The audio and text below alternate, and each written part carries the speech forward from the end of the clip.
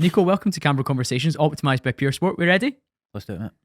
And when I was thinking about getting ready for this one, I could obviously start off with so many different achievements you've got, the King of the North title, all that jazz. But I want to go back way before that and understand what got you interested in Muay Thai in the first place. It was just by chance, really. I was super competitive when I was young, loved playing football. And my pal went to a Thai. I'd done boxing when I was like 12, 13, and I was quite talented. I'd always gone into the gym. I'd batter the older boys and stuff. I just used to love going in and sparring. So I'd go in, I'd batter the older boys, and then I would leave and I wouldn't come back again for 6 months. And that was like a kind of repetition from like when I was like 11 to like 13. And then I also played football every day as well. But I was kind of falling out with football at the time that my friend started Thai boxing, Jazz. And he said that he'd started Thai boxing. Come to this, you'll love it. I love it, you love it. And I did. And as soon as I walked out of that gym, I just knew that was it. I wanted to do this. What was it about it? I don't know. It could have just been good timing for where I was in my life and the age I was at, and falling out with football a wee bit and falling into something else. It could have just been good timing. But I just remember walking into the gym. I remember the smell. I remember somebody who just had a fight and everybody was around them giving him attention and all that. And I was like, "Whoa, he's a superstar. I want that." And that was it.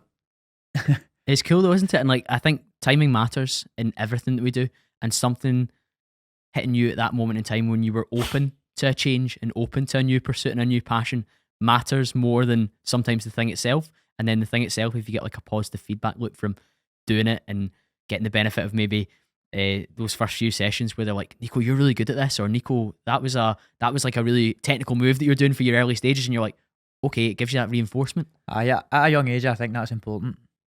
That reinforcement, because it makes you like it gives you that kind of, you don't know if you're doing well or you're good at something, and then when somebody tells you at a young age anyway, it's like, right, I should keep doing this.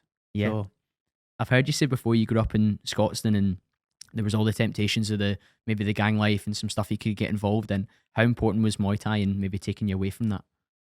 I'll always say this, that Muay Thai saved my life. At that point in my life, I was a wee Scotstoun Ned, and finding Muay Thai at that time put me on the right direction. And I believe, and don't get me wrong, like at a young age when I was doing Thai boxing, after fights and stuff, I would go out and hang about with their friends, and I would get up to no good and I would drink and I would stay out all weekend and stuff. But if it wasn't for Muay Thai, then that would have just been like a daily thing for me, possibly. I was always competitive, however. So again, timing. Maybe it was just my luck that I found Muay Thai at that time. But it definitely took me away from everything for long periods of time, instead of being with these certain people every day of my life. Do you know what I mean? Yeah, having an outlet is so important, I think, particularly for young men. I'm a big believer that we're either building or destroying.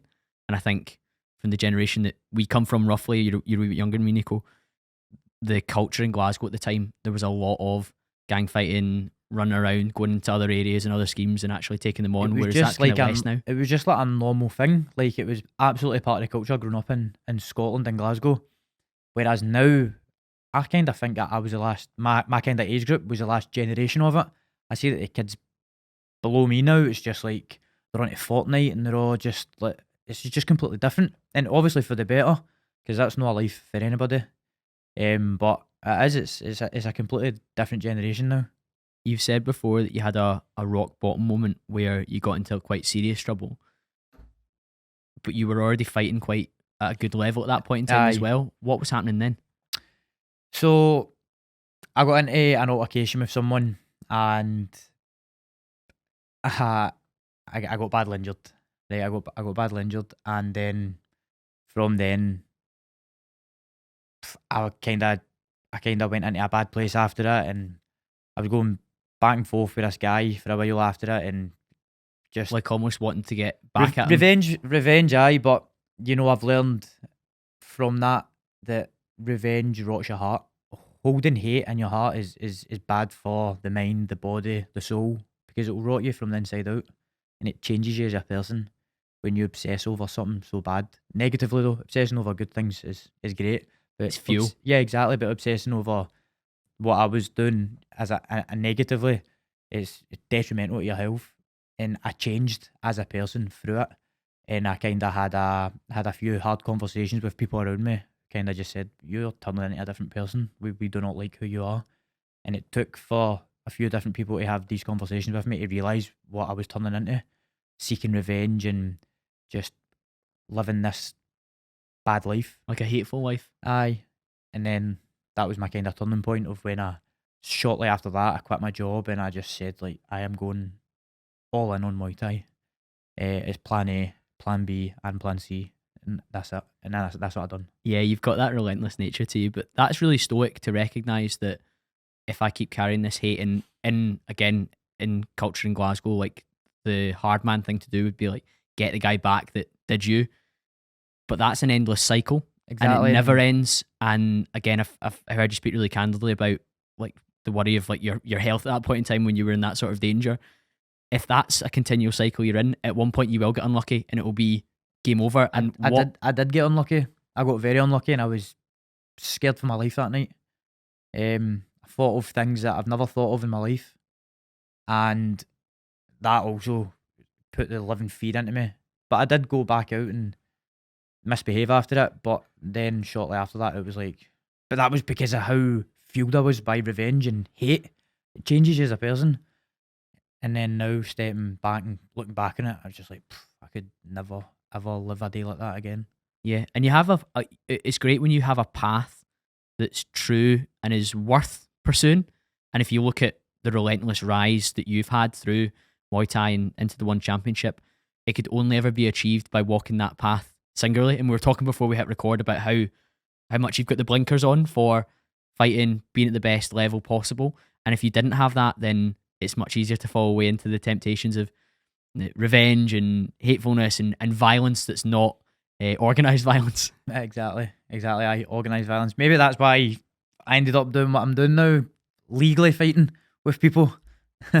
These days, it feels like every brand is shouting about how supplements are the answer to everything and all your problems. Before you jump on the latest wellness trend, it's worth remembering the foundations and basics come first. Hydration, good nutrition, rest, movement are the real keys. When you do decide to supplement, however, what you choose really does matter. You know I'm a big fan of removing toxins and unnecessary things from your lifestyle, and I ensure that my supplements are free from additives, artificial flavors, and any unnecessary, dirty, toxic fillers. Personally, having seen many professional athletes and top performers utilize their products, I decided to give Pure Sport Supplements a go. Their products are built on science-backed information, minimal ingredients, and they do exactly what they're meant to. Whether it's their best-selling ultra electrolytes to keep you hydrated and energized, their deep magnesium to support with quality sleep, or even their natural testosterone-boosting Tonka Ali, I trust that what they make is developed to care for me and my body. Explore the full range of Pure Sport supplements at the link in the show notes, puresport.co, and use the code CamBro10 for 10% off. Do you have any issues or challenges that remain from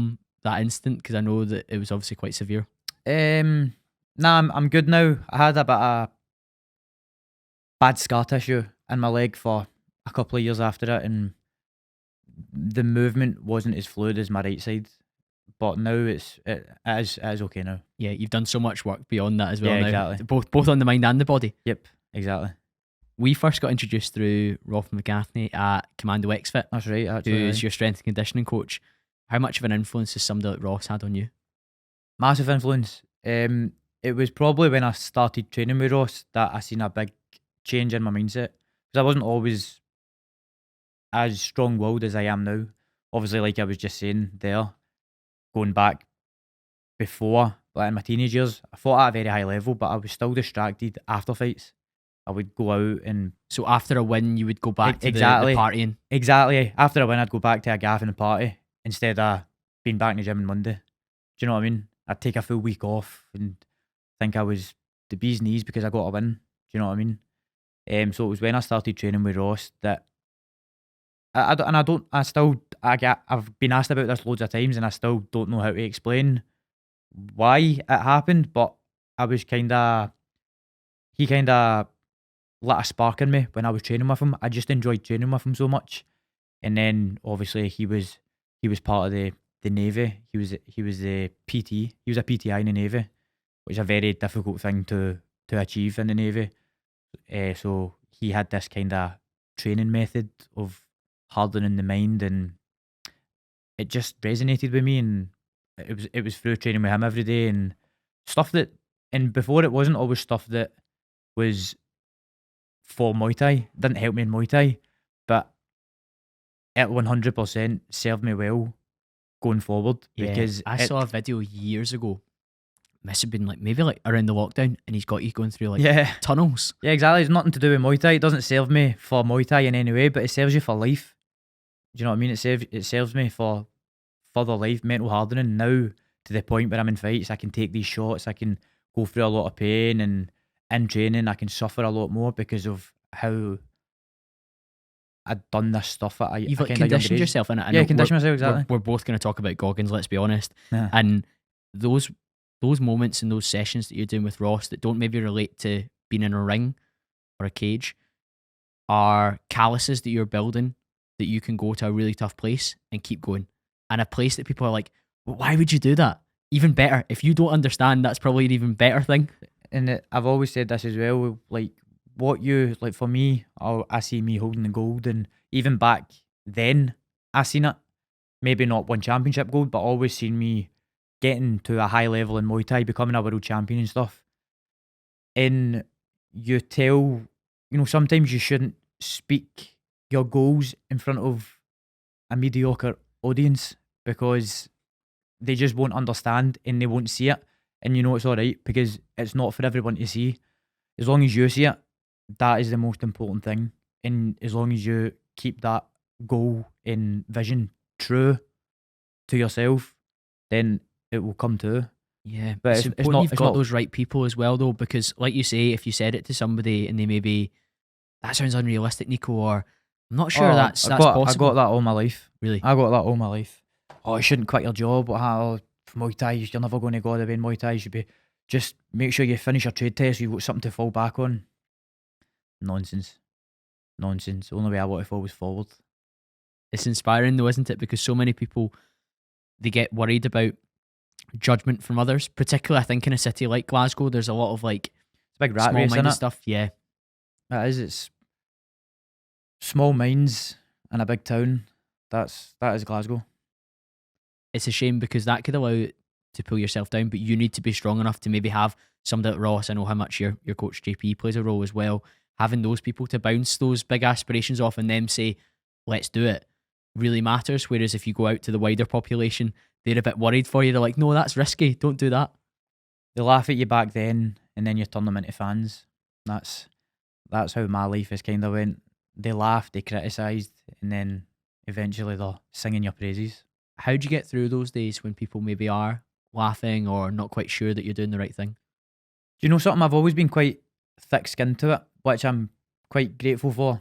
Don't get me wrong, when it's someone really, really close, it's like, I just wish you would understand. But like I said, it's not for everyone to understand. Sometimes you just need to go out there and show them. And at a young age, it was a kind of chip on my shoulder. I need to prove this person wrong, and I need to prove this family member wrong, and I need to prove this teacher wrong that back then expelled me and said I would amount to nothing. That's what it was like for me. Yeah, I think you're stubborn, but in a good way in that Yeah. regard. You're like, I've got this vision, and you might not see it yet, but let me prove you wrong. That's exactly it. Yeah, That's why, don't speak about it, be about it. I wrote a Hormozy quote down that I know you like. You don't become confident by shouting affirmations in the mirror, but by having an undeniable stack of proof that you are who you say you are. Love it. Love it. Love it. Love it. It's so good to have those quotes that we can put into words what we're thinking and feeling. That's it. So I'm not great with words. I never have been. I've never been intellectual. I've never been a deep thinker. I've never been a smart guy. I've just been quite talented when it comes to sports, and I've got a relentless drive for sports.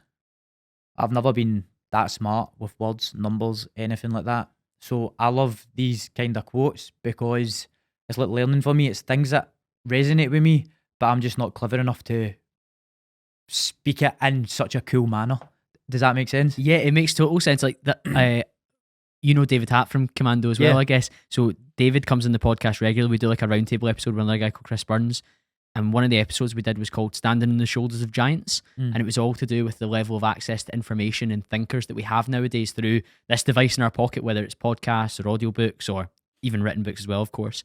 We're so fortunate, the generation that we're in, that we can get access to a Jordan Peterson, a Joe Rogan, a Aye. Chris Williamson, a David Goggins, 100%. and they synthesize things down into understandable things that we can parrot and repeat. Maybe we write down themselves, or we have them on our lock screen on our phone, and we look at them and we think, that speaks to me. I just now need to do the work that makes that true. 100%. And the reason it resonates with me, a lot of these quotes, is because that is true. It's because like, oh, I feel that, I do that, but I'm just not clever enough to say it out like that. But then I do it. I repeat a lot of these things that these people say, like just straight up copycat. But all I'm doing is recycling a phrase and educating more people on Mate, it. you're standing on the shoulders of giants. These guys have already done it and accomplished it, and we're just getting a wee leg up so that we can be on the same level or benefit from the same level of thought and energy and focus. Yeah. So powerful. One of the things I really wanted to ask you about, you mentioned there maybe people doubting you when you quit your, I think a week before your trades test or something like that. It was a few weeks before that. What enables you to go all in? Obviously this vision, but what was the path that you needed to go on from like maybe a financial perspective? So this is exactly why I quit my job. And let's strip it back to this, okay? In life, you should find what you're passionate about and you should pursue that. You know what I mean? It's better late than never. Some people find what they're passionate about early. Some people, it takes a bit longer. However, in this life that we live, it's too short to not do something that you love.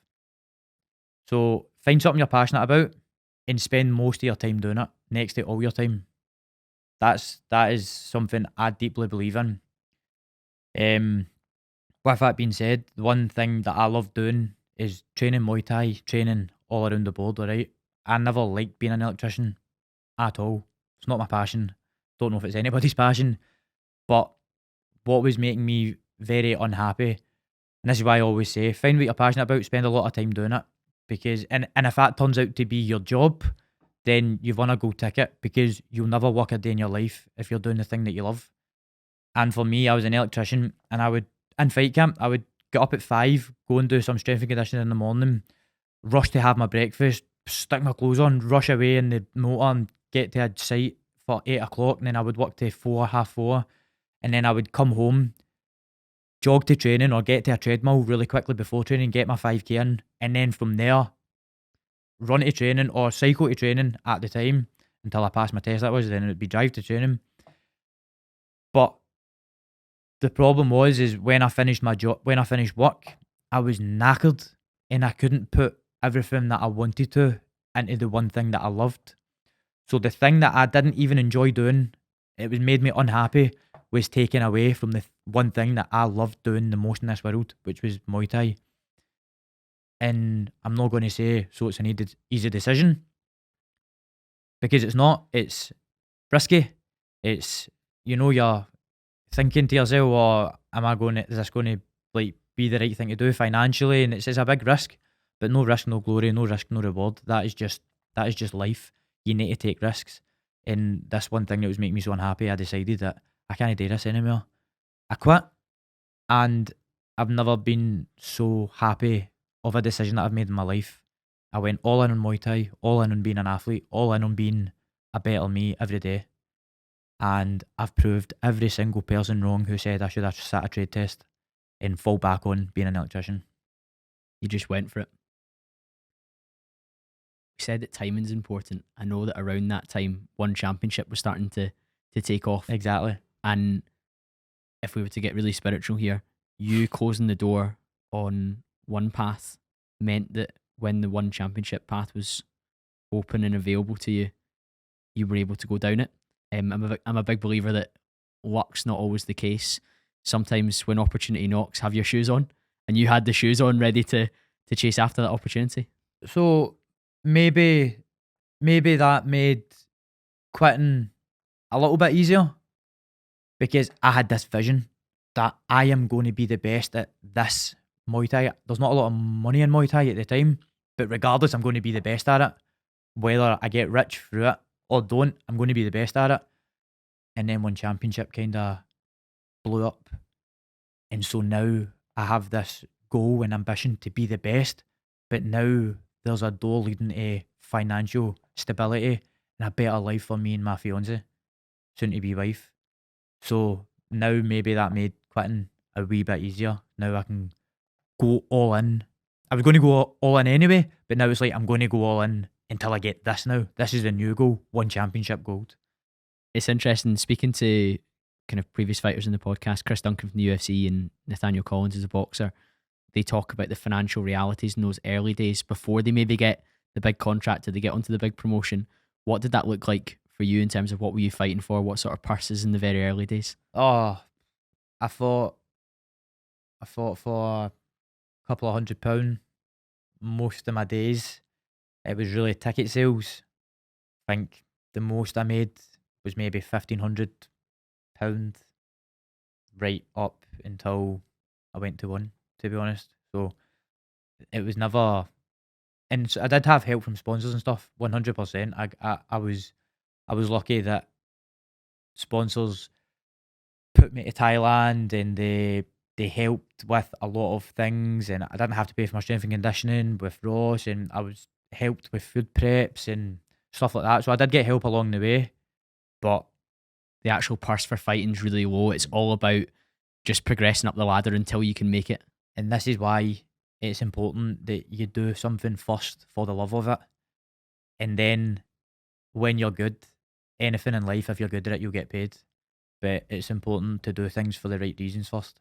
And for me, it was always for the love of the sport, because I never got paid for it. And I just done it because I fucking loved it. I know you went to Thailand really, really early on. I think at 15. What was that like for you?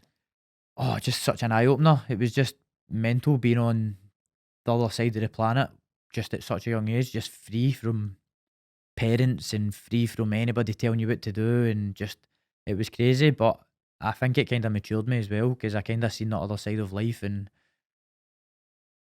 the culture was really amazing to me. Like over here, it's everybody's like, fuck the Pope, fuck the fucking Queen, and this, that, the next, like terrible, and just Glasgow culture. But over there, it's like they all worship the one thing, and they all are super nice to each other, and the kind of the kind of religion over there is like, it's like stoicism, like the means of living without, like, with bare necessities. Yeah, like they're not materialistic. Yeah, you don't need a lot to be happy, and they're walking about with no shoes on their feet, and they're just the happiest people ever. Do you know what I mean? They don't go to fancy restaurants, they just make these big batches of rice, and that's what they eat for the full week, and they're just the nicest, most happy people ever. And seeing that at a young age, kind of just, it was just a real eye-opener for me. I'm very happy that I seen that at a young age. What about from a training perspective? What did you learn? Oh, that obviously is another thing. It just brought my game on so much. So I was just training twice a day, Muay Thai, every single day. But what it helped me with was my clinch. And so then when I came back to Glasgow, I was 16, and I was training with the 25-year-olds and the 29-year-olds, and I was ragdolling them about and stuff at 16-year-olds, like just manhandling them.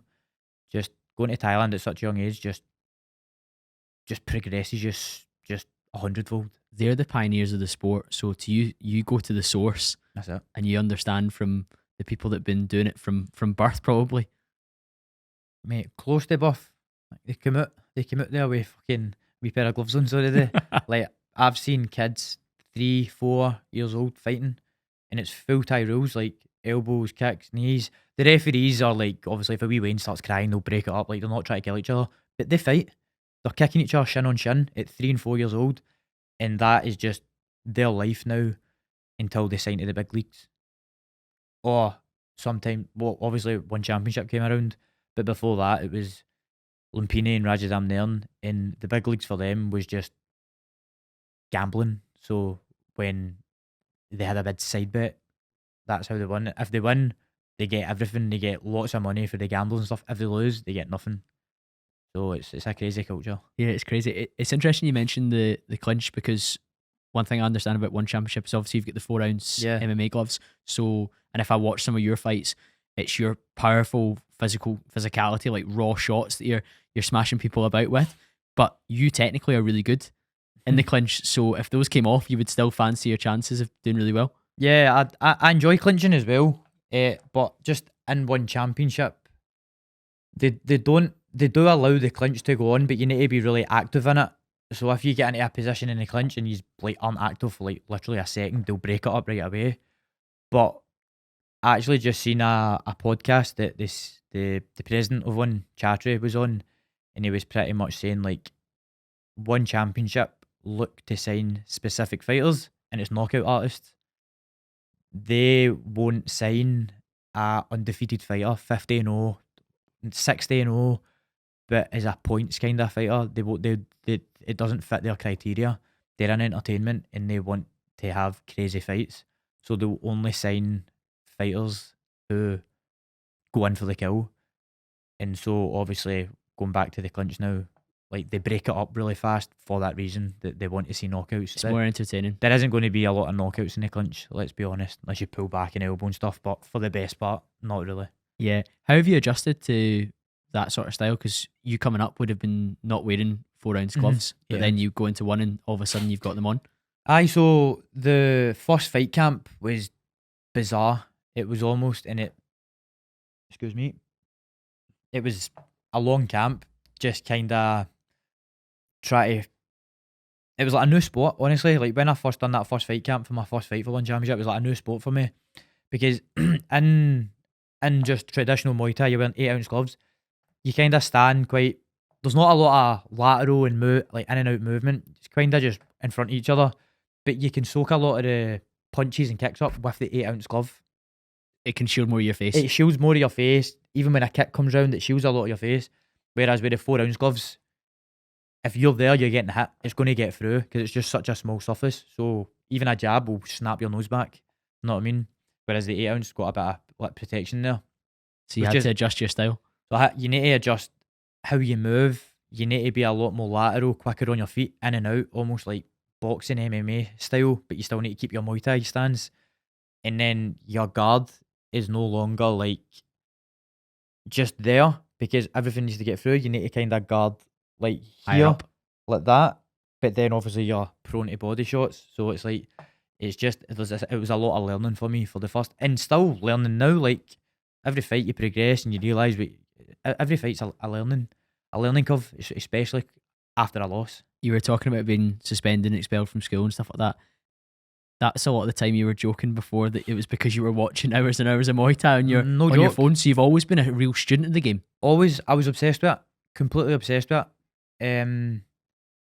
I would be in my class and I would literally have my phone on, and this is another thing. Like all I could think about was that bell ringing. Yes, I can go to Muay Thai training. That was just what I lived for. I was completely obsessed, it just completely grabbed me in. Like I loved it, and that was sometimes how I got expelled and suspended, because a teacher's trying to take my phone off me, and I'm like, get the fuck, you're not getting my phone. And then that would lead to my mum coming up into the school and suspensions, and he's not paying attention in class. I actually got kicked out of maths in fourth year, so I actually wasn't allowed to learn maths. So when we had maths that day, I would go to the, you know how like in school you have like a head of the department? Yep. I would go to the head of the department while she taught her, was it hires back then, her higher class, and I would just sit in the back and be allowed to do nothing, because I got expelled for doing maths. So that would be my time. I would watch videos of Muay Thai, and I was scared of my Spanish teacher, and we always had Spanish after maths. So I would do my Spanish homework. I'm half Spanish anyway, so it came easy to me. So yeah, it's interesting. When this is the mad thing about school, if we put kids into what I would call like narrow but deep, so like less subjects but subjects that they really resonate and enjoy, your behaviour would probably be notably better. Whereas if we make you do every single subject and some of them you just can't be bothered with, you're just sat there skiving, not right. involved. Like PE, loved it. Such a try hard, wanted to become first at everything. Ricky Bobby, if you ain't first, you're last. That was always me, man. Like I just wanted to be first at everything. Even that stemmed back from being in school. Everything else, laid back, don't really care. PE, loved it. It's having these outlets that really matter as well. So as a real student of the game, I know you also watched a lot of other fight sports as well. So you were talking there about the stance being different in one championship, so being a little bit more like a boxing stance. Were there any particular role models or individuals that you looked up to across those sports? Floyd Mayweather. Okay. Floyd Mayweather, I would just obsess over. Still my favourite boxer to this day. But when I was young, I would, of course, watch loads of Muay Thai, but Floyd Mayweather was always the boxer that I would go and stick a 1 hour training montage on, and I would just sit and watch him, and I would just be like, oh my God, I want that. I want to be like him. You learn so much from people across different disciplines as well. And I guess with somebody like Mayweather, it's also the lifestyle element too, because he is like the ultimate professional, like so polished, so thorough. Whereas some other sports, you maybe get a guy that's a bit of a maverick and you can maybe take stuff from his talent, but you would take less from their lifestyle. Aye, well, that was kind of how, on the come up, I done things. So I've spoken about this loads on podcasts. I would watch certain fighters. So say for example it's Floyd Mayweather, I would obsess over Floyd Mayweather, and then I would go in the gym and that's what I would try and emulate his style. And then another week I would watch someone like Pech Bunchu, who's the best clinch fighter ever in Muay Thai, and I would go in, and when we would spar, even on the pads, I would just do lots of knees and stuff. And then when we would spar, even when we're striking, I would just rush into the clinch and just think of all the techniques that I've watched, and I would just try that. And then another week would go by and I would watch Sanchai, who's like the trickiest, most slick fighter ever, and I would try shuffle my feet and do all this and lean back. And then another week would go by and I'd watch Mike Tyson, and I would go in and I would try wig people. And I believe that's how I got so good and progressed so fast, You're so rounded as well. because I was so obsessed with getting better, and I would try things all the time. It's a particular learning style as well. So you've watched on YouTube and consumed how those guys operate, and then you go and try and mimic those movements. Whereas think about the school system, you get given a bit of paper in front of you and then you write it out and you do it. That's clearly not your learning style. Your learning style is watching and then trying to emulate and look at the results that come off the back of that. Aye, and that's why obviously the school system is a lot fucked, because what you just said there is obviously you've just kind of picked up on how I learn just from a 30-second conversation there. But how can teachers know that? Everybody doesn't learn the same. And I think more people realise that about themselves and learn that once they leave school. Of course. Whereas it should be a thing that we should be learning in school. Right, this person, you can show him one page of a book and he'll memorise it like that. This person needs to read the one page 100 times to get it. And even at that, he's still forgetting. So there needs to be a way to help all. Do you know what I mean? Yeah, completely agree. And even if we strip it back to like when you do strength and conditioning with Ross, if he shows you a new movement with a barbell or a new variation of burpee, he'll show you once and you'll be like, okay, that's how I do it, because you've watched somebody do it and then you're going to try the movement yourself. And maybe just when it comes to sports, I'm slightly talented. That is one thing, that he shows me something, I just get it right away. Whereas I've got other training partners and stuff, when now I try to do it with them and it's just like they look like a fish out of water trying to do it. It just takes a lot more for them to do it. Whereas me, it's like, show me one time and I can do it next to perfect. I know one of the fighters you would have watched growing up would have been Nong-O. Nong-O. Yep. And then second or third one championship fight, you're paired Third. against him. Third, yeah. How does that feel when you're rubbing shoulders with somebody that you used to idolise or used to look up to at least? It is scary for the most part. There's a lot of different emotions that come into it, you know, and there's a lot of doubt that you need to keep at bay when these things happen. But before that, I fought Sexan, who was another idol of mine, Okay, and I amazing. beat him very convincingly. And then it's like the Alex Hormozi quote: you slay one dragon, you have more proof that you can slay the next. And then that was kind of the mindset that I can do it to him, so I'm pretty certain I can do it to him. It was an amazing moment in my career, getting to fight someone that I was watched, and he only just got knocked off the championship, like the one fight before that.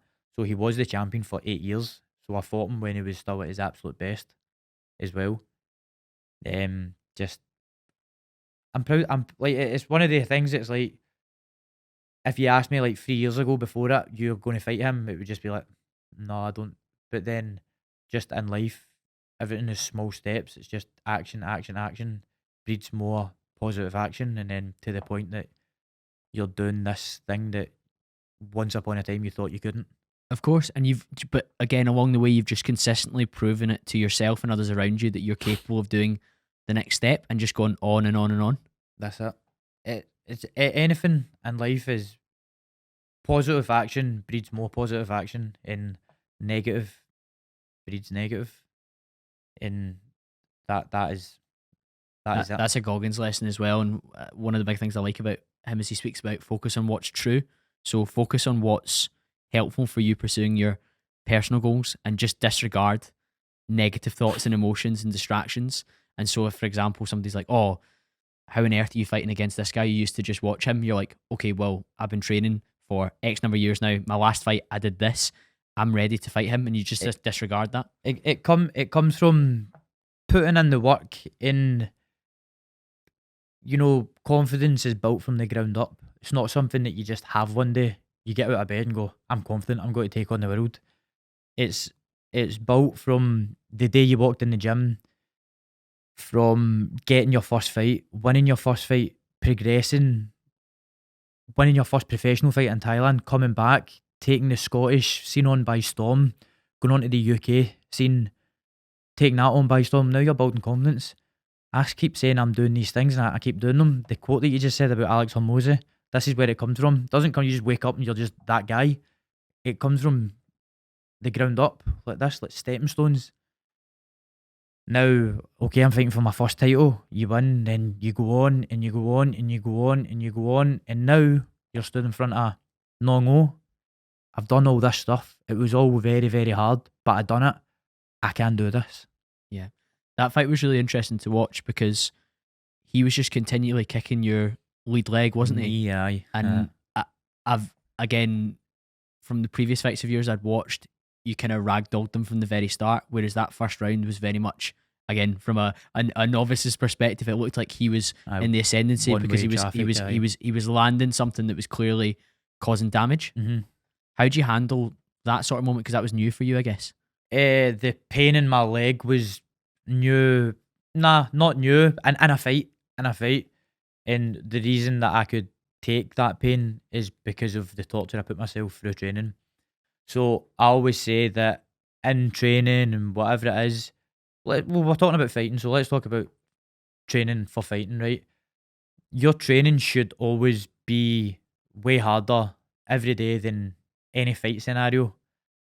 You should run yourself into the ground. You should put yourself in bad situations in training and, just hurt yourself, really suffer, so that when it comes to fighting, it will either be what you've trained for anyway, but more likely than not, it will be a lot easier because you've already been to the depths of hell. You know what I mean? You chose to put yourself there. Therefore, when it comes to the real thing, the fight night, it might go there, but it's not a new feeling because you've been there before. What a lot of fighters get is they don't train so hard, or they don't put themselves in these terrible, horrible situations because nobody wants to do that by choice. It is punishment. But that's what I do to myself in training. I punish myself so that punishment doesn't come in fights. Yeah, it's the video of Ross making you go through the tunnel, or stuff like that. Again, I think one of the first clips I would have seen on you online, I think I followed you on Instagram straight off the back of it, was during the lockdown when there was no fights happening. You ran a marathon and then went straight into like 30 rounds of pads. That's right. And it was just like, this guy is just trying to push the capabilities of myself. I was just trying to learn about myself now. I was trying, because it was at the same time I read Goggins and I read his book and he was doing it, and I was like, it inspired me to tap into my full potential, and that's exactly what I done. And again, these things took away from, they didn't help for Muay Thai, but that's what people thought. What are you doing crawling in puddles? How the fuck is this helpful for a Muay Thai fight? Little do you know that it would serve me very well in later life when I get low kicked off Nong-O. I'm in the most pain ever. But my thought process isn't, I need to stop, I need to quit. My thought process is, I'm in this pain. How do I win? What do I need to do here to overcome, like to turn this around? So even when I'm in those horrible situations, most pain in my life ever, my mind is still on the goal. But when you get put in these situations, your mind will turn on you real quick and you'll look for a way out. You'll look for the path of least resistance. 9 times out of 10, everybody will. But because of this training I've done through my full life, when I'm in these situations now, I don't have this 1 second decision of quitting. I have this 1 second decision of staying in a fight 1 second longer, 1 second longer, 1 second longer. Yeah, you've practiced at the very, very hardest level, so that when you face it in a fight scenario, you're like, right, I'm ready to do this. And this is what I was saying, like a lot of fighters who don't train as hard and they don't punish themselves, the last thing you want is something new coming up in a fight. Like you hitting and taking a shot and it's the first time you felt it, you are going to shit yourself. You're going to panic. But I do crazy body conditioning. My coach purposely punches me in the solar plexus where you can't condition it. But what you can do is get used to the feeling of being winded. That sounds horrible. People won't be doing that. You know what I mean? And if you're doing what people won't do, then it means that you can do what people can't do in the future, at least anyway. And that's one of my favourite kind of perspectives. Like today I'll do what others won't, so tomorrow I can do what others can't. And that reinforced over and over again. If you're new to the podcast, make sure you've hit the subscribe or the follow button on whatever platform you're listening on, so I can keep getting fantastic guests just like this one. What enables you after one round to change things round and go on to beat them? Just having it wasn't a tactical knee, but because the bell rang in good time, I got a tactical sit down, and my coach, how's your leg? And if you ask him this himself, you know, if fighters go back to the corner and that's happened to them, they'll be like looking for a bit out. Oh, my leg's in agony, this, that, and next. And I was just laser focused. I was like, I'm fine. There was a welt hanging off the side of my knee. I clearly wasn't fine, but I was zoned in. I was locked in on this. The language you use there as well, Nico, is so important. I'm fine. Because if you say you're not fine, exactly, thoughts become things. 100%. You don't want to breed negativity. Breeding negativity breeds more negativity. I've heard you speak before, and you're like, I'm not going to say I might do. I say I will do. That's it. And it's through. It's like a chain and a consistency through everything that you say and do that just is this kind of aura of like it's going to get done. Exactly. That's why people are so confident when I say things now. He's like, oh, he's going to do it, because this guy, every time he says he's got to do something, he does it. And I failed the last time for the first time in a long time. I said I was going to do something, I failed, but it's okay. I failed at the first hurdle. Watch me get back up and watch me try again. Let's talk about that particular fight, because that was the first loss that you've had. What was different about that? A lot of things were different. I was known as the weight bully for the weight, and things work until they don't work. And I was making the weight and I was recovering. Every weight cut was horrible, but I was recovering in time for the fights. In this one in particular, it backfired and I couldn't recover at all. And I kind of just destroyed my body in the process, and I was in no fit state on fight day to fight, and that's it. I learned a hard lesson through it, that I probably pushed making that weight one fight too much. Yeah, because you walk around really lean year round. How much were you having to cut to get to the fighting weight? Is it 145 or what? Yeah, so I cut 10 kilo in total and 6 kilo the night before the fight. It's a lot, isn't it? When you're this lean, it's a lot. I think I must have been sitting at like 3 or 4% body fat, which is just dangerous. Very dangerous. For a fight sport, not maybe a bodybuilding show for one day, but you're going in there to have a fight. To have a fight with the best fighter, one of the best fighters in the world right now, Nabil, who already has a freakish advantage over you because he's fucking 2 heads bigger than you. It's funny, people talk about weight bully, but not height bully. I know, exactly. But I wish Nabil all the best. He's a nice guy, and I'm not happy that I got beat, but I'm happy that it happened when it did. I learned so much from it, and now it's still very raw. It only happened this year, so I can very easily access really easy, because I can go there right now and I'm there, the feelings of when I got beat. And now, because of how fresh that feels, I'll be able to use that throughout the next few fight camps. That will be my fuel of never wanting to feel that again. So no, I'm not happy I got beat, but I'm happy it happened then and not if it'd been for the belt, for example. Yeah. Well, it was for the belt. Oh, it was, because he'd won, hadn't he? It was for the belt, which is a sorer one, but I'm just it happened then, and what I mean is it doesn't need to happen again, kind of thing. So it's one of these things, but that's life, innit?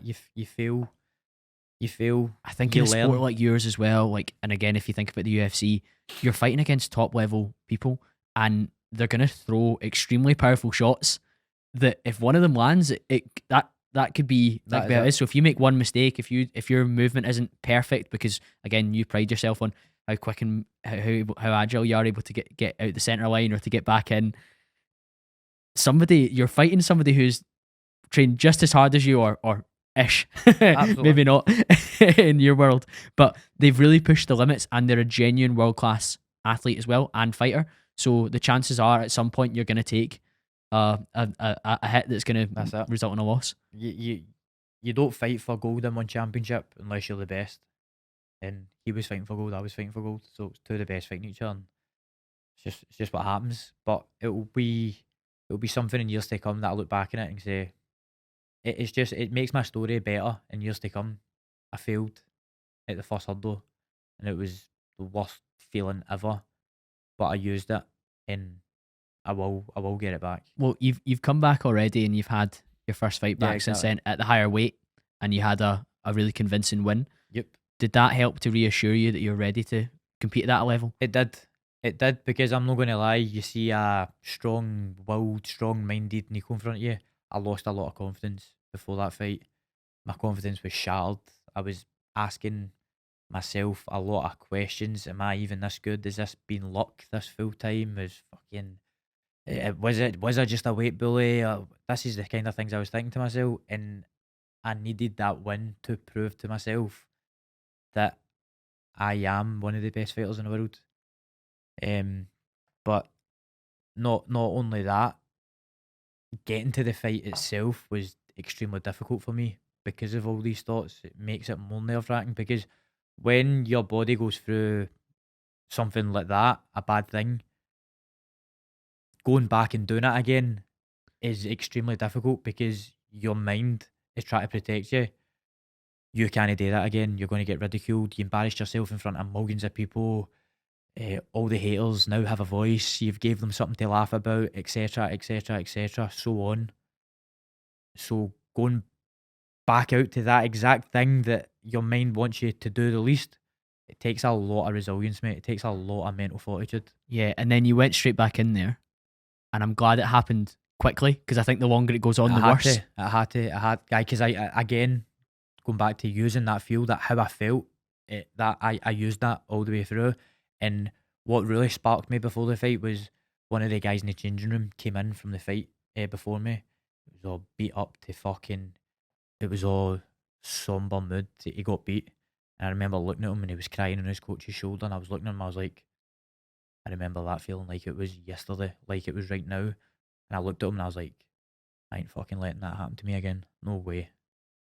You went back out there and put on a great performance. Were you really pleased with how that went? I was. I feel like it was a very mature. You looked powerful again as well. I just I felt. think you didn't have that in the last fight because of the weight cut. Fucking Whereas didn't. when you were back in I didn't there, have a brain. I'm being serious, mate. Well, I didn't well, have the a water- brain last fight. how much water comes from that weight of the body? When you cut more than 4 kilo, you're starting to take water for your brain. And I cut 6 kilo. Again, very, very lean.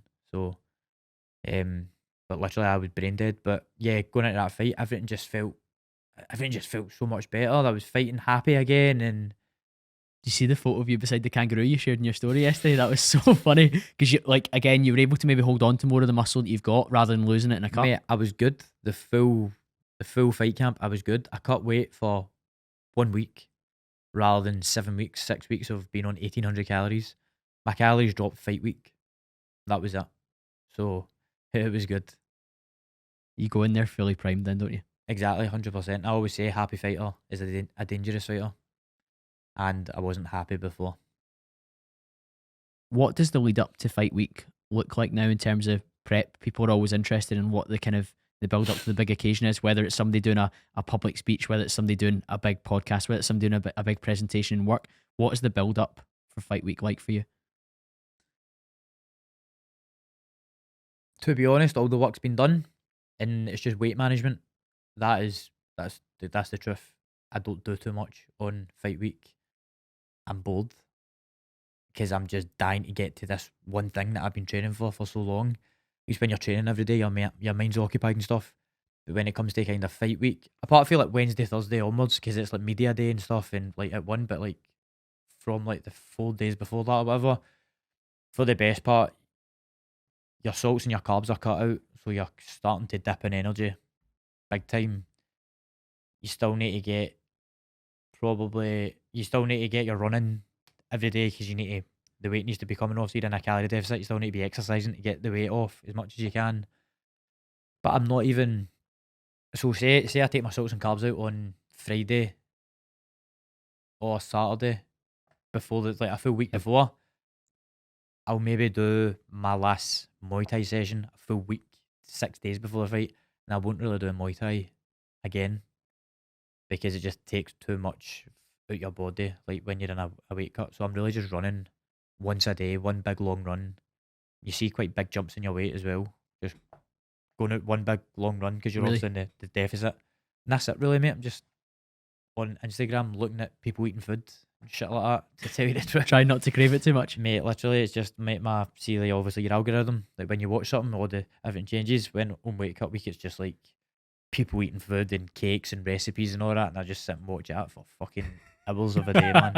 It's a bit of torture. So it's a bit of an anticlimax, a fight camp. You've got like balls to the wall twice a day, every day for 7, 6 weeks, whatever it is, and then fight week comes and it's like getting really close, but then it's like you kind of pull back on everything. You become very bold for a few days, and then media day comes and then you get it's time to do this weight cut, weigh in, and it's go time. Do you do any visualization or other exercises to get you ready for the actual fight itself? I don't do it. Like, I don't go out my way to do it. Like, I won't like be like oh, at 10 o'clock I'm going to sit with my hands and fucking visualize. I just do it every day anyway, and I don't even mean it. I'm so obsessed that it's just so I think of it. Are there particular patterns that you think about in terms of like movements or striking? Just like, obviously, it all comes from what you've been working in the gym, and like when something really clicks in the gym and I've been doing that, I'll like, oh, that's the shot. This is a shot. I've been really drilling this, and this is a shot that's going to work, and you'll see it. And then I love a fight camp. I don't get it every fight camp. I didn't get it the last one or the one before that, but I love a fight camp where I dream of knocking them out. I get that quite a lot, and I always end up going on to knock them out. But it doesn't happen every fight camp, and I actually get to the point now when it doesn't happen, I'm like, oh, fuck, I've not had the dream. It's like a part of my fight camp. I always get it. It's like I always get the dream, and then when I get the dream, it's like, oh, I'm going to win this fight 100%. That's so good. I actually saw you do a commentary over the Super Like Haggerty fight where you were talking about the particular move that Super Like did to win the fight, and it was clear that when you watch Super Like's training footage after the fight, that he'd been drilling for that exact moment. Yep. Are there moments like that for you where you're drilling for particular moments within a fight? Absolutely. Just obviously depending on the opponent, we'll read patterns and what stuff they like to do. But my coach is very good at watching what they're good at. So he'll watch a lot of the fights that they win. Because when you win, there's always a certain pattern. But then it's always the same like when you get beat. What is it that led to you getting beat? Is it because you don't like the pressure? Is it when a certain fighter does this to you or hits you in this area? So my coach is very good at dissecting both of them, and then we'll put it together. You two have had a relationship for a really long time now, you and JP. Yeah. How important is that? Super important. We've been training together. All my Thai boxing life actually. He was at the gym when I first walked in. Wow. Yeah, so he was a fighter though. He was a fighter. He was still fighting when I walked in the gym. He had a really good junior record. That's right. He had a really good junior record. And then when I came in, it was his first. He was in his fight camp for his first adult fight. And obviously, I remember looking at these guys, and I was like, "Oh my God, I want to be like these guys."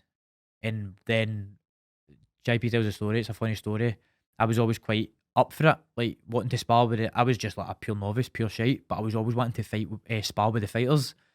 And one day, JP, they were sparring and stuff, and JP had his hand up, he didn't have a partner. And so I'm like, I'll go with you. And JP's like, who the fuck is this wee guy? I'm going to jump in the ring, and I fucking gave it a bash. I'm trying my hardest. Battled probably, I don't remember it too well, he tells the story, but I gave it a dash, and fucking obviously I didn't do very well, but that's when he clicked onto me. He was like, this wee guy's up for it. And so from there, he started kind of training me and holding pads for me and staying behind and helping me out and stuff. And from that, and then obviously take me on to do my first fight and stuff, being in the corner, etc. He kind of realised that it must have just been a timing thing again, where Timing. he was enjoying me winning fights while he was still fighting, and then this is what he says, when he got his hand raised, he didn't get the same feeling as watching me win, and then he started coaching other juniors and he got the same feeling. So that's when he kind of took this step from coaching and just kind of retired fighting. He didn't have the same love and enthusiasm for fighting that he did for coaching. And it's dangerous if that goes, isn't it? Fucking 100%. If the fire goes in your belly, stop fighting. That's when you'll get hurt.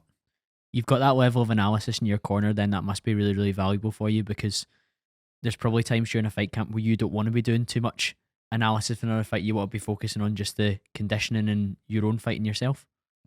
One thing I trust my coach on 100% is game planning. Like, sometimes I will always have final say in something regardless, but for the best part, I don't have to, because he's a pure nerd. Like, he'll watch. Like, that's the one thing he obsesses over, is breaking down fights and all that.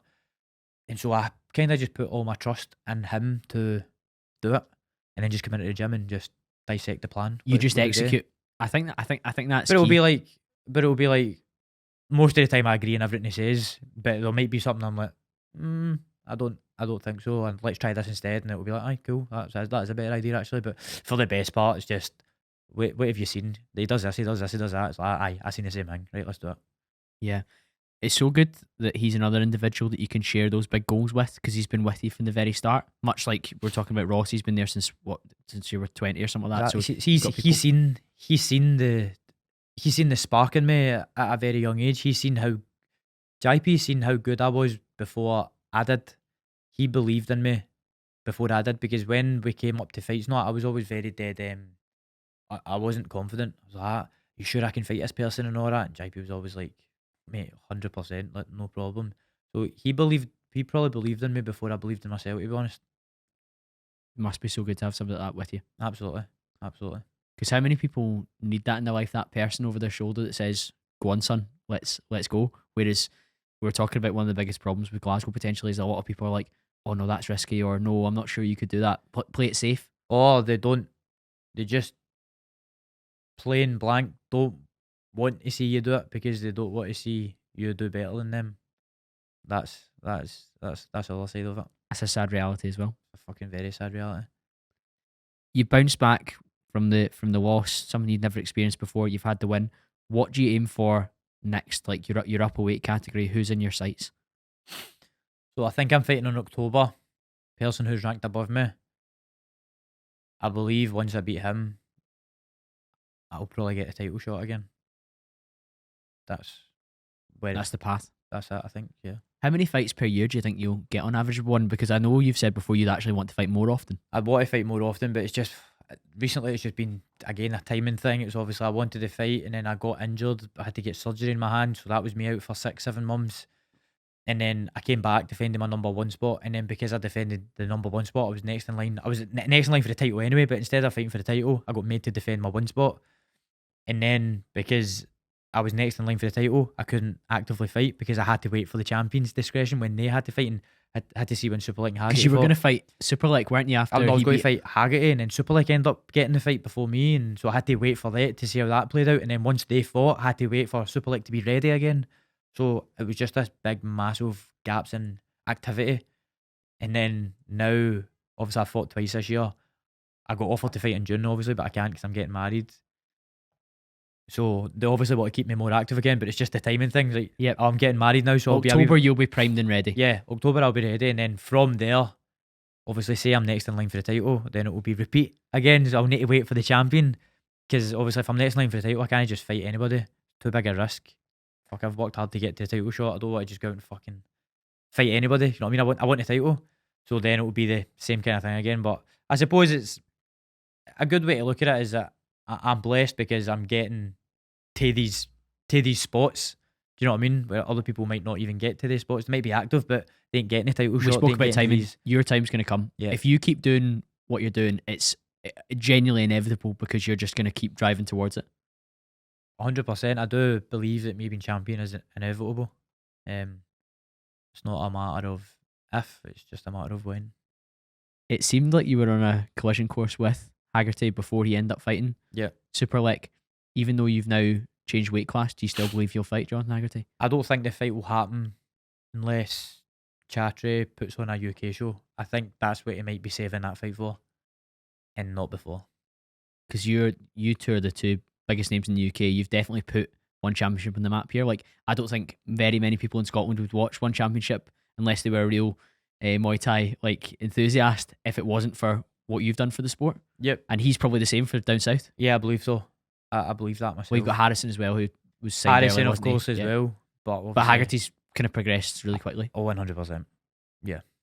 I mean, I would love to see the two if you go. I think so many people would. Everybody would. But I do believe that obviously Chatry keeps on talking about this Wembley card or this UK show one day, and I just don't think that we'll fight until then. I think he's saving So it the for hype that. will be real for it.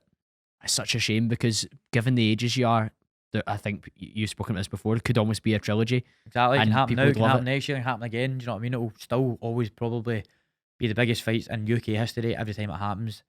I'm probably in one. I don't think there's a bigger fight to make, regardless, anyway. Just because of the whole story of me and Haggerty. Yeah, that's right. And the sort of timelines you've both been on with the belts at different times. Yep. Yeah, it's. I think it would be incredible, and I think the stars will hopefully align sooner rather than later. One day. I spoke to Chris Duncan, as I said in here. How much of an interest do you have in the likes of MMA? I know that you're a student of fight sports in general. Do you ever fancy getting involved in that space? I love MMA. I'm a massive MMA fan, and I would definitely. I always get asked this question. I always have the same reply: never say never. But in honesty, I have one goal in my mind, and it would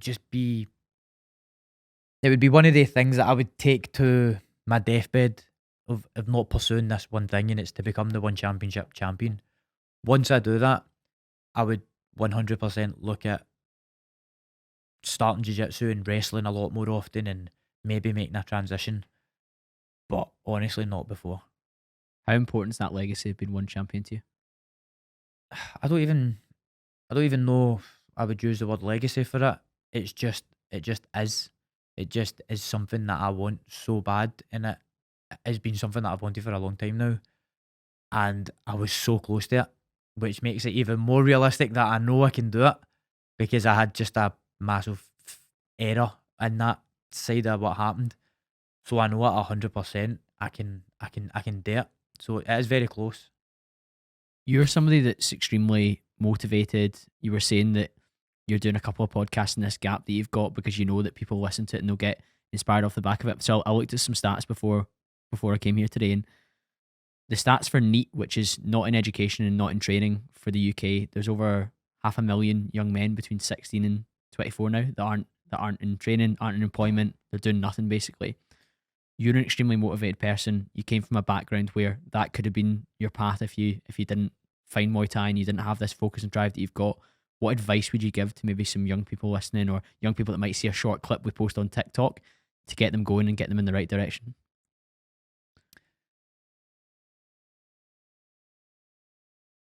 Life's too short. Like I said earlier on, I'll always go back to this. In this game of life that we play, we must do what makes us most happy.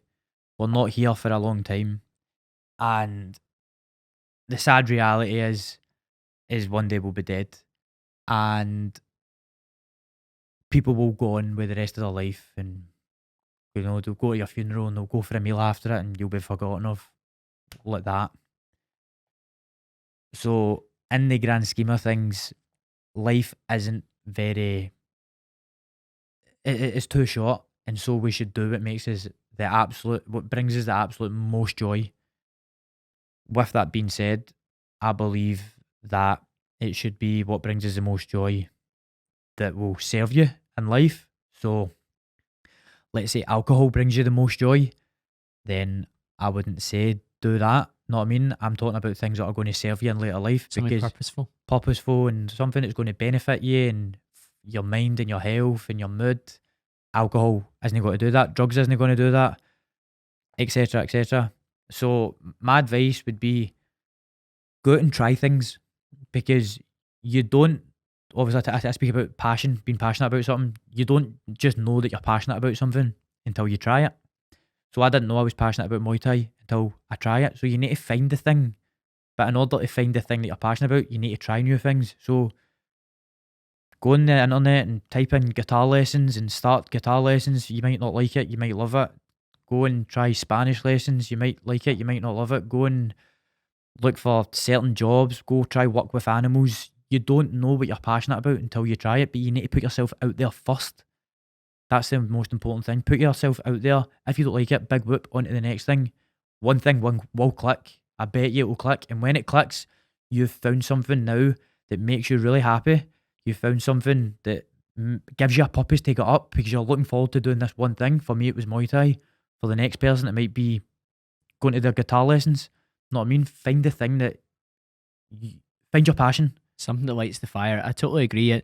My big concern for that huge chunk of people in the UK is that they're all sedated through TV, video games, porn, recreational drugs, vaping, just sat on their sofa, unable to take action on something, and they're not willing to put themselves out there to try one thing, let alone some of the 2 or 3 or 4 things it might take for them to find something that's inspiring for them. So I think it's such a shame that we're going to end up with a lost generation of people that are just reliant on the state to live day to day, and this kind of, it's not really a life, is it? It's a kind of mind-numb people who will see this podcast today and they'll just scroll and they'll look at it and then they'll just scroll right by it, but they don't take any action. It's like, why are all these podcasts so powerful, and why do everybody on podcasts, why do the same subjects keep coming up? Why do we keep talking about the same things?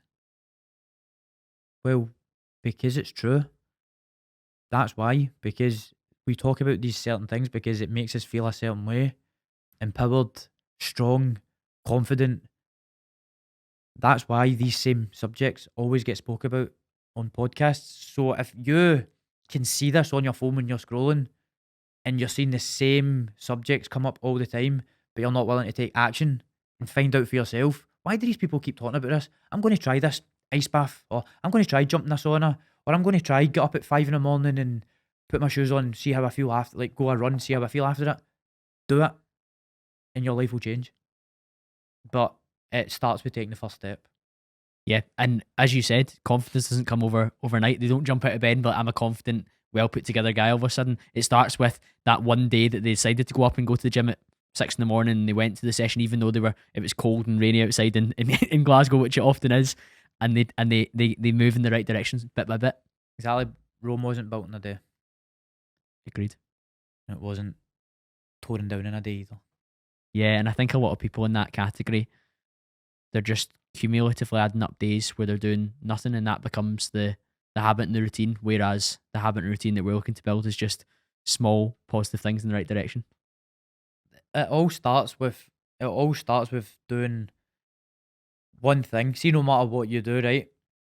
So for me now, training every single day of my life, before it was try to create a good habit.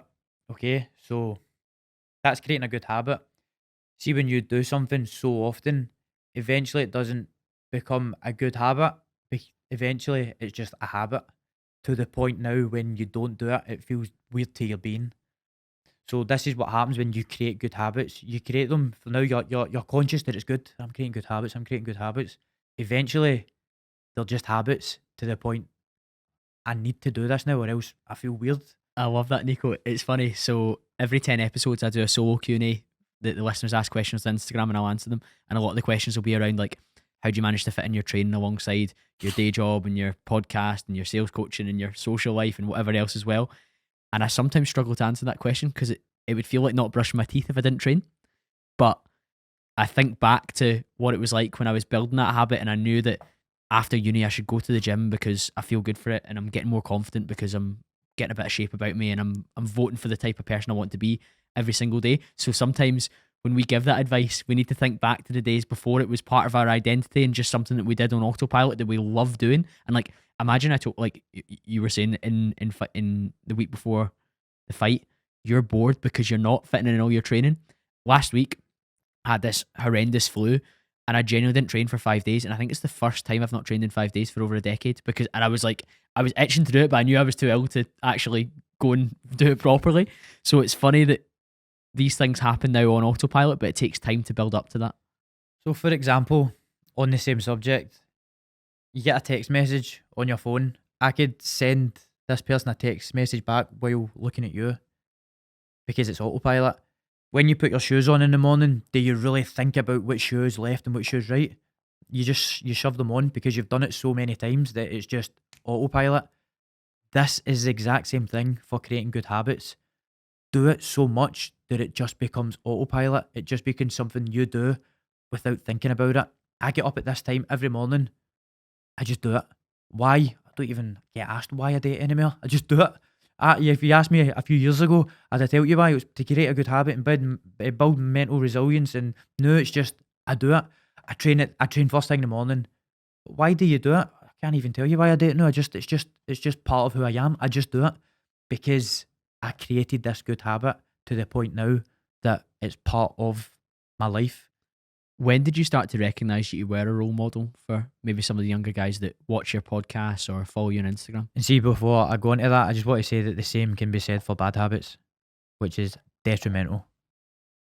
It's the exact same thing. So everything I just said about creating good habits, the exact same thing happens for bad habits. Yeah, James Clear, Atomic Habits, has got a big thing that if you do something 2 days in a row, it starts to become a habit. So if it's smoking 2 days in a row... What was it? It was...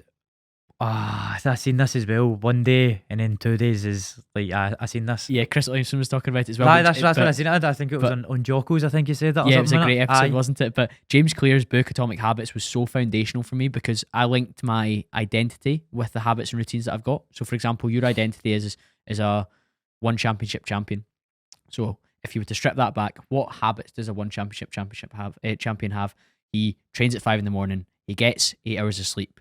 He does the sauna and the ice bath. He eats this number of calories. He doesn't smoke or drink. He doesn't party in the weekend. So all these things add up to the identity you've got. So again, I'll give an example for some of the guys that are listening from a business perspective. When I moved role into a new sales role as a sales director, I wanted to deliver 7 figures of revenue for the business and earn 6 figures of commission. So in order to do that, I had to make a set number of cold calls per week, a set number of emails, have a set number of meetings, speak in a particular way that was convincing for the prospect to go with, and know my numbers and my product detail about what I was actually selling.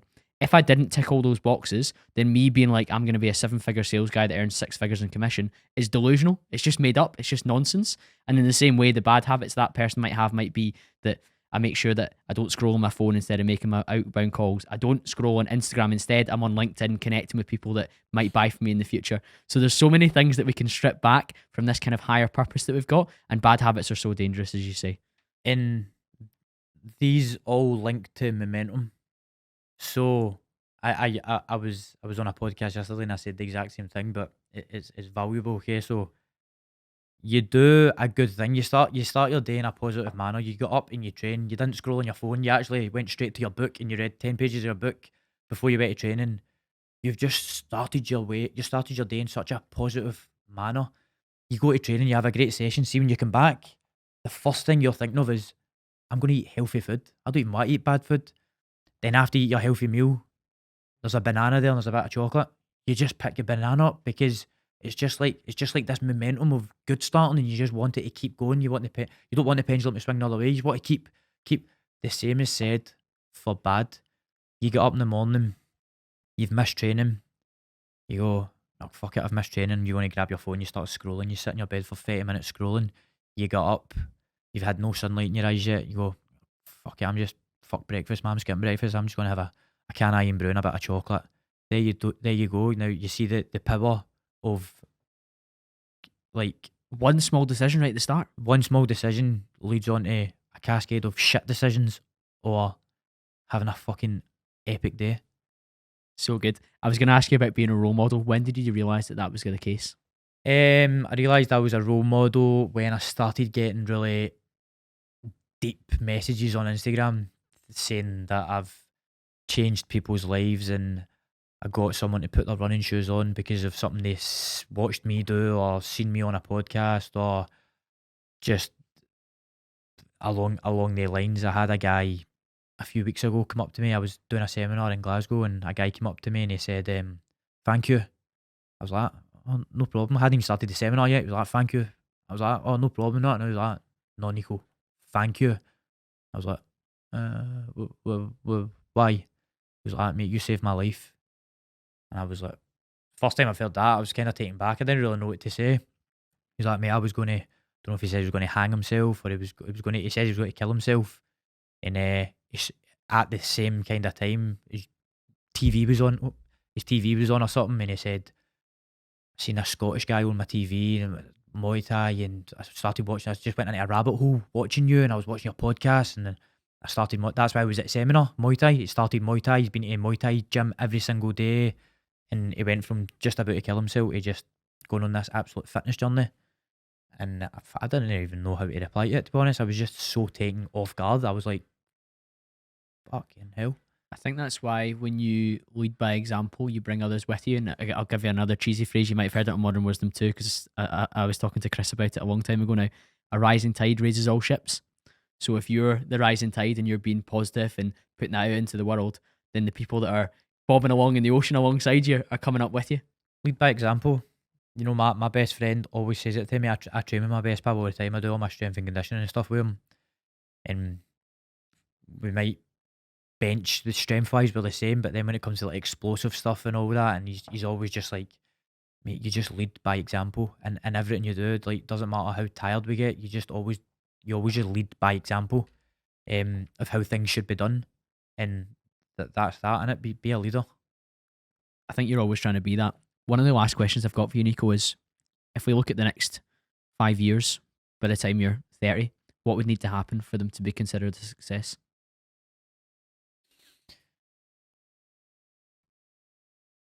Just depends on what you call success.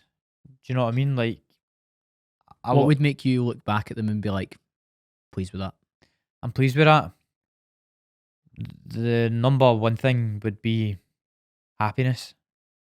As long as I'm happy throughout the years, and that is key. Also, that's kind of internal, but obviously winning the belt, and obviously career wise, it would be winning the belt, and obviously making great money through Muay Thai in my career, and traveling the world and things like that. That's all external. It'll all come as part of it. Internally, for me, it would be happy, be fulfilled, inspire others, keep loving your wife, keep being loved, keep leading, and just I'm a guy that doesn't really need a lot to be happy. I'm just like simple things: training every day, seeing my dog every day, seeing Amy every day, and a handful of friends that I love training with.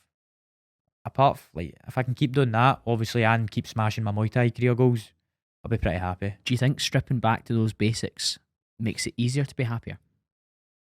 It all depends on you. It all depends on people. For me, I've created that to be my happiness.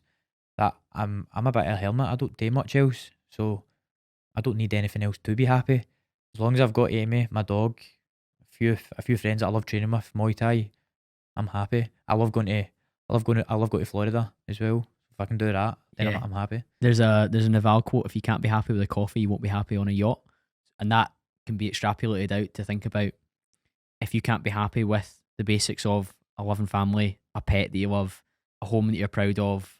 I know you love running out in the hills as well, like an environment that you like spending time in, then you could end up with the Lamborghini or the Bugatti or the new watch or the whatever it is, and it wouldn't fill the same level of void that people have created. It never will. That's why you've got these millionaires and billionaires go on these podcasts and they chat about there's something missing because they haven't found it internally. It's because everything's external. That's why I'm not materialistic at all. I don't care for what kind of motor I drive. I don't care about what clothes I wear. None of that matters to me. I've heard you say before it was more important you got your missus a new motor than you got one. That's exactly it. Honestly, I sent you a video that Q&A that you were doing. And I did laugh because you were getting asked some daft questions, but that question actually allowed you to be like, what's really important is that Amy drives around in a car that she's happy with. Like, I'm just driving to training. I'm not fussed. Exactly. That's it. Like, when I quit my job, I promised her that I would take her out of work and I would change our lives and I would try and live this life that I never got to live when I was younger. and I'm motivated by helping someone, helping Amy, and that is why I said that. As long as I can give one person the world, of what seems like the world anyway, then I'm happy. I don't really care about what I get. Obviously, I care about what I get in terms of my career and being the best Muay Thai fighter and stuff. But externally, I don't really care about too much. As long as I can give that to someone else, that makes me feel good. Yeah, fulfillment's such an important thing for so many people to chase, and we'll do this quickly before we wrap up. I think there's 4 currencies in life. There's money, there's time, there's freedom, and there's purpose and fulfillment. So you've found your purpose and fulfillment with Muay Thai. I'm chasing the last 2. Yeah. I don't really care about the first 2. Yeah. And we said earlier that by you being excellent at a particular pursuit, you'll get paid anyway, commensurate with your value. Again, you could argue like certain boxers aren't paid what they're worth and whatever else as well, but you're being well paid in one for the success that you've got. But like you said, you're optimizing for these 2 because it's giving you what you truly care about. A better life. Obviously, they say that money can't buy happiness, but being free is close to that, and that's all I've ever wanted is freedom and a feeling in here. Yeah, that's beautiful, mate. A really cool note for us to wrap up on. I'm sure the listeners have enjoyed the conversation. If they want to continue it with you, where should they head towards in terms of following you? My Instagram is Nico Carrillo _KOTN, which is short for King of the North. And to be honest, I only use IG. I don't really use anything else. We'll pop your school link in the comments as well. Yeah, my school link. So for anybody interested in Muay Thai, I have a school community, which is just like a website of Muay Thai, all techniques that I've learned, all battle proven, things that I've learned across the years, training in Thailand, training with the best trainers and fighters in the world, stuff that I've used in fights, stuff that I teach in seminars, and all that and more is in NicoMuayThai.com. That'll be linked in the show notes. Thank you to you, Nico. And thank you to the listener. I'll be back to speak to you again very, very soon.